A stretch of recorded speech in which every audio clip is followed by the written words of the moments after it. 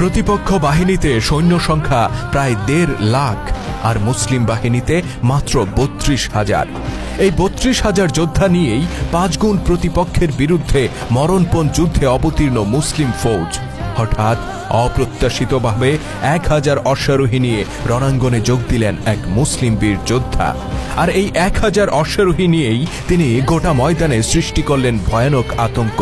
তিনি কাঁপিয়ে দিলেন প্রতিপক্ষের অন্তরাত্মা, মুসলিম বাহিনীর মনোবল বৃদ্ধি করলেন ১,০০০ গুণ আর প্রতিপক্ষের মনোবল মিশিয়ে দিলেন মাটির সাথে। প্রশ্ন হচ্ছে, ১.৫ লাখ প্রতিপক্ষের বিপরীতে মাত্র ১,০০০ অশ্বারোহীর যোগদান কি করে যুদ্ধের পরিস্থিতি বদলে দিতে পারে? কি এমন জাদুকরী শক্তি ছিল এই ক্ষুদ্র অশ্বারোহী বাহিনীর মধ্যে?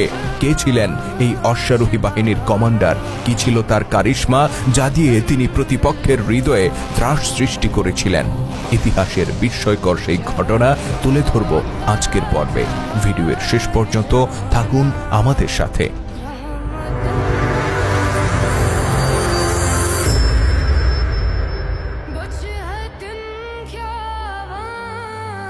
আমরা শুরুতেই বলেছি প্রতিপক্ষ বাহিনীতে সৈন্য সংখ্যা ছিল প্রায় ১.৫ লাখ, আরও নির্দিষ্ট করে বলতে গেলে ১,৬০,০০০। বিশাল এই বাহিনীর পরিচয় তারা পার্সিয়ান সৈনিক। গোটা পারস্য সাম্রাজ্যের প্রতিটি দুর্গ থেকে সৈনিকদেরকে একত্রিত করে ইরাকের কাদিসিয়ার ময়দানে এই অভূতপূর্ব বিশাল বাহিনীর সমাবেশ ঘটিয়েছেন পারস্য সম্রাট। তার উদ্দেশ্য ছিল পারস্যের সীমানা থেকে মুসলিম বাহিনীর শেষ চিহ্নটুকু মুছে দেয়া। পারস্যের এই বিশাল রাজকীয় বাহিনীর মোকাবেলা করতে সেখানে জড়ো হয়েছিলেন মাত্র ৩২,০০০ মুসলিম যোদ্ধা। সংখ্যায় এত অল্প হয়েও যুদ্ধের প্রথম দিনে তারা অসীম সাহস বুকে নিয়ে রণাঙ্গনে অবতীর্ণ হন আর ৫০০ মর্দে মুজাহিদের প্রাণের বিনিময়ে প্রতিহত করেন বিশাল শত্রু বাহিনীর প্রথম দিনের আক্রমণ। অতঃপর দ্বিতীয় দিনে তারা যথারীতি যুদ্ধের সাজে সজ্জিত হয়ে রণাঙ্গনে উপস্থিত হন। বিপরীতে দাঁড়িয়েছিল সেই ১.৫ লাখ প্রতিপক্ষ যোদ্ধা। সমুদ্রের উত্তাল ঢেউয়ের মতো তারা যে কোনো সময় আশ্রে পড়বে মুসলিম বাহিনীর উপর। টান টান উত্তেজনা, শাহাদাতের তীব্র আকাঙ্ক্ষা আর যে কোনো মূল্যে প্রতিপক্ষকে প্রতিহত করার প্রতিজ্ঞা নিয়ে মুসলিম যোদ্ধারা অপেক্ষা করতে থাকেন। কাদিসিয়ার ময়দানে এই যখন পরিস্থিতি, ঠিক তখন রণাঙ্গন থেকে কয়েক মাইল দক্ষিণে একদল মুসলিম অশ্বারোহী আবির্ভূত হয়। ক্ষুদ্র বাহিনীটি ছুটে চলে যুদ্ধের ময়দান অভিমুখে। সংখ্যায় তারা ছিল মাত্র ১,০০০।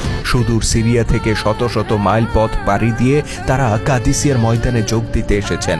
উদ্দেশ্য ছিল মুসলিম বাহিনীর শক্তি বৃদ্ধি করা। কিন্তু মাত্র ১,০০০ অশ্বারোহীর যোগদান মুসলিম বাহিনীকে কতটাই বা শক্তিশালী করতে পারে, আর বিশাল প্রতিপক্ষের বিরুদ্ধে তারা কতটাই বা ভূমিকা রাখতে পারে?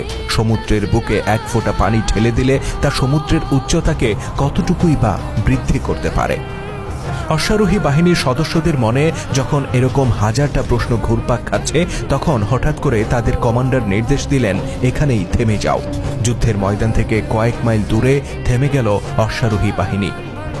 অতঃপর তাদেরকে কাছে ডেকে কমান্ডার বললেন, হে আমার সাহসী যোদ্ধারা, আমরা কাদিসিয়ার ময়দানে এমনভাবে প্রবেশ করব যেন পারস্যের সেনাপতি রুস্তমের কলিজায় কাঁপন ধরে যায়, যেন তার সৈনিকদের মনোবল ভেঙে খান খান হয়ে যায়, আর মুসলিম ভাইয়েরা যেন শতগুণে উজ্জীবিত হয়ে ওঠে। তার সহযোদ্ধারা বিস্ময় ভরা কণ্ঠে বললেন, ওহে কমান্ডার, আমরা মাত্র ১,০০০ আর শত্রুরা লক্ষ লক্ষ।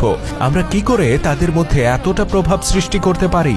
কমান্ডার বললেন, তারা জানবে আমরা ১,০০০ নই, বরং আমরা অগণিত। অধিকতর বিস্ময়ের সাথে তার সাথীরা বললেন, এটা কি করে সম্ভব? ১,০০০ যোদ্ধা কি করে অগণিত হয়ে উঠতে পারে? কমান্ডার বললেন, আমি জানি কি করে ১,০০০ যোদ্ধাকে অগণিত যোদ্ধা হিসেবে শত্রুর সামনে তুলে ধরতে হয়। তোমরা ১০টি দলে ভাগ হয়ে যাও, প্রতিটি দলে থাকবে ১০০ জন করে অশ্বারোহী। প্রথম দলটিকে নিয়ে আমি মুসলিম বাহিনীতে যোগ দিতে চলে যাব। আমরা আল্লাহু আকবার ধ্বনি দিয়ে মূল বাহিনীতে যুক্ত হব। প্রথম দলটি চোখের আড়ালে চলে যাওয়ার পর দ্বিতীয় দলটি এখান থেকে রওনা হবে। তারাও একইভাবে হুঙ্কার দিয়ে মুসলিম বাহিনীতে যুক্ত হবে। অতঃপর তৃতীয় দল, তারপর চতুর্থ দল। এভাবে এভাবে একে একে 10টি দল যুদ্ধের ময়দানে প্রবেশ করবে। মনে রাখবে, প্রথম দলটি চোখের আড়ালে যাওয়ার আগে দ্বিতীয় দলটি রওনা হবে না।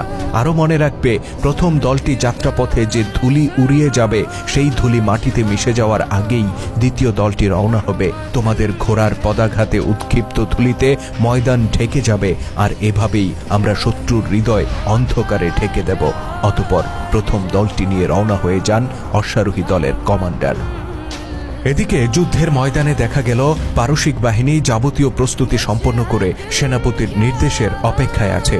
যে কোনো সময় তারা ঝাঁপিয়ে পড়বে মুসলিমদের উপর। ঠিক এমন সময় দূর থেকে ধুলি উড়িয়ে একদল অশ্বারোহীকে ছুটে আসতে দেখা গেল।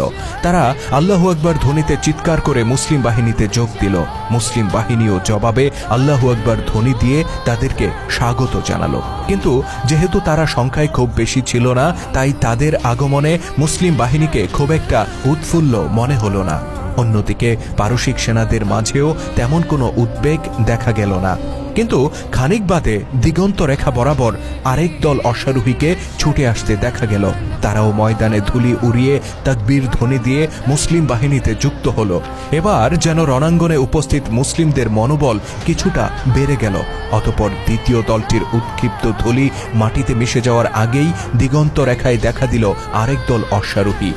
তারা মূল বাহিনীতে যোগ দেওয়ার সাথে সাথে দেখা গেল আরেক দলকে। এবার গোটা মুসলিম বাহিনীর যোদ্ধারা সমস্বরে চিৎকার করে উঠল। তাদের তাকবীর ধ্বনিতে কেঁপে উঠল কাদিসিয়ার ময়দান।